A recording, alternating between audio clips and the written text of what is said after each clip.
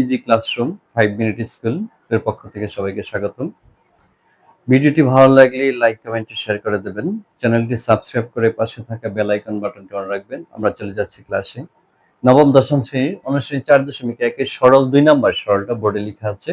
এই অঙ্কটা আমরা এখন করব। বোর্ডে চলে যাই। কি লেখা আছে? 3 root of 7 square 3 root of 7।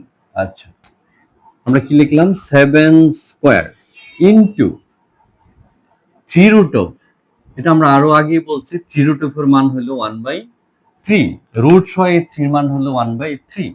এখানে আমরা ইনটু আকারে লিখব 1/3 ইনটু এই 7 বেস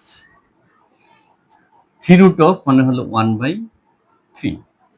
এই 3 root of এর মান হলো 3 root of এর মান হলো 1 বা কিউব রুট অফ এটুকুর মান হলো 1/3। কিউব রুট অফ বলতে পারি, 3 root of বলতে পারি। আচ্ছা, নিচে আসলাম 7 শুধু রুটের মান কত? গাণিতিক মান 1/2, লিখলাম 1/2। আচ্ছা, এখন পরবর্তী স্টেপে যাই। পরবর্তী স্টেপটা হলো 7, এখানে কি করব? 2 ইনটু 1/3। তাহলে 2 কোথায় গুণ হবে? 3 সাথে না 1 এর সাথে? 1 এর সাথে গুণ হবে, এটা আমরা স্বাভাবিকই জানি। 2 উপরে, এখানে 1 উপরে, গুণ হবে 2 একে 2, নিচে হলো 3 ইনটু 7 এর উপরে পাওয়ার হলো 1/3। এখানে 7 এর উপরে রুটের বদলে আমরা কি দিছি? হাফ। পরবর্তী স্টেপে যাই।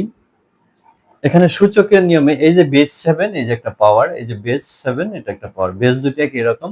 তাহলে একটা 7 কমন নিব, বেসগুলি যোগ করব।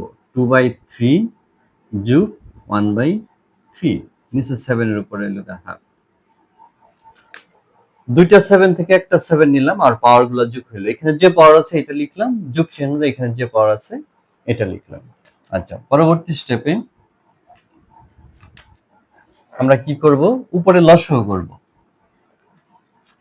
সমান চিহ্ন দিয়ে টান দেই, সমান চিহ্ন দিয়ে টানটা আগে দিব।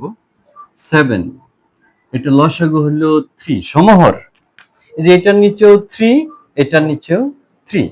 যদি সমহর হয়ে যায় তাহলে আমার আর কোনো চিন্তা নেই, দুইটাতে একটা লিখব। উপরের পাওয়ারগুলি লিখে দিব আর মাঝখানে যে চিহ্ন থাকে চিহ্ন দিব। উপরে পাওয়ার কি আছে? 2 প্লাস 1, এই হলো 2 প্লাস এই হলো উপরে পাওয়ার 1, লিখে দিলাম। আর এখানে 7 এর উপরে 1/2। পরবর্তী কি আসলো? 7 এর উপরে 3/3। কিভাবে আসলো? 2 আর 1 হলো 3 আর এই হলো 3। আচ্ছা, নিচে 7 এর উপরে হলো হাফ। পরে কি করলাম? 7 এর উপরে 3 দিয়া 3 এর ভাগ করলে হলো 1। এই যে এখানে 3 দিয়া 3 এর ভাগ করলে হলো 1, নিচে হলো 7 এর মধ্যে 1/2। এখন বেসগুলি একই রকম, এই যে একটা বেস, এই যে একটা বেস একই রকম, এবং দুইটার অবস্থা আছে ভাগ। দুইটা বেস থেকে একটা বেস 7 নিলাম। তো নিয়ম হলো উপরের পাওয়ার বিয়োগ নিচের পাওয়ার। উপরে পাওয়ার কত? 1, আর নিচের পাওয়ার হলো 1/2। একের থেকে 1/2 বিয়োগ করলাম। যেখানে দেখেন বিষয়টা 3 আর 3 ভাগ করলে 1 হয়েছে, এই 1টা লিখছি। এখন একের থেকে হাফ চলে গেলে 7 এর উপরে স্বভাবতই হাফ থাকে। এক থেকে হাফ চলে গেলে কি থাকে? 1 বিয়োগ 1/2, এটা থাকে 1/2। 1/2 মানে হলো √7। এটা হলো এটার আনসার। আশা করি বুঝতে পেরেছো। সবাইকে ধন্যবাদ। আসসালামু আলাইকুম।